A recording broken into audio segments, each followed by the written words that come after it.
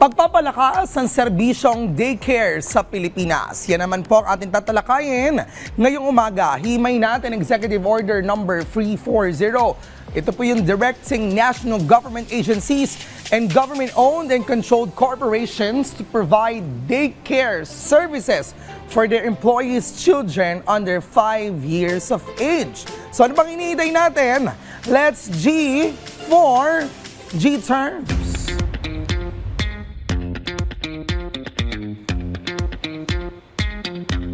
Alamin natin ang nilalaman ng Executive Order number 340. Layo nito ang pagsasaayos at pagpapalakas sa daycare services sa ating bansa. Kung kayo po ay nagtatrabaho sa gobyerno, may anak na edad 3 hanggang 5 o meron kayong daycare center sa inyong barangay, mahalaga pong maintindihan natin ito. Ano ba itong EO 340? Ito po ay nilabas noong 2004. Layunin nitong siguraduhin ang bawat daycare sa Pilipinas ay may maayos sa programa para sa pag-aaral, tamang nutrisyon ng mga bata, mga health check at ligtas na lugar para sa mga bata. Sa madaling salita po, gusto ng gobyerno na sigurado ang kalidad ng pag-aalaga at pagkatuto ng mga bata sa daycare sa amang barangay sila nakatira. Ang tanong, ano pong nilalaman nito? Una, pinapalakas nito ang ECCD Council. Ito po yung national body na tumutulong magplano at magbantay sa programa ng daycare. Katuwang nila ang DSWD, ang DepEd, DOH, DILG at maging ang mga LGU mismo, yung mga lungsod, munisipalidad at barangay, para pantay-pantay ang kalidad ng daycare sa buong bansa. Pangalawa, pagsasanay para sa daycare workers. ID po sa EO na ito, dapat tuloy-tuloy ang training ng daycare workers para mas gumanda ang pagtuturo at pag-aalaga nila. Kasama po rito ang tamang pag-handle ng bata, early learning activities, safety and nutrition basics, at parent communication. Pangatlo, pagtutok sa nutrition at health services. Hindi lamang pag-aaral sa daycare ang mahalaga.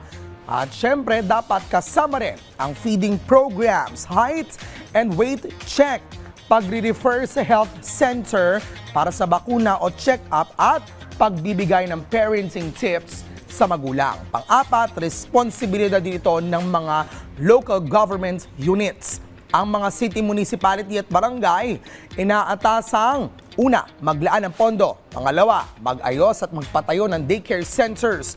Pangatlo, magbigay ng honorarium sa daycare workers. At pang-apat, siguraduhin tumatakbo ang programa ng maayos. Bakit po ito mahalaga? Una, para sa magandang kinabukasan ng mga bata. Ayon po sa pag-aaral, ang unang 5 taon ng bata ang pinaka-critical. Dito nahuhubog ang isip, pag-uugali at maging ang confidence sila. Ang batang may maayos na early education ay mas handa sa eskwela at mas may tsansa sa magandang oportunidad sa kanilang paglaki. Pangalawa, para sa mas matibay na pamilya. Nagtutulungan ng daycare ang magulang sa pag-aalaga, lalo na't may trabaho sila. Ano pong inaasahan nating epekto rito? Dahil dito, mas dumarami ang daycare centers sa buong bansa. Well-trained at skilled ang daycare workers. Nagkakaroon ng feeding at health programs para sa bata at nasisiguro ang standard at quality learning activities. Marami ng batang Pilipino na tutulungan ng daycare dahil sa polisiyang ito. Sa kabuuan, ang Executive Order number 340 patuloy na sumisigurado na ang unang hakbang ng ating mga anak sa pagkatuto ay ligtas, maayos, at suportado ng komunidad. Kung alaga ang bata ngayon, sigurado ang kinabukasan ng ating bayan. Yan po muna ating napag-usapan dito sa G-Terms.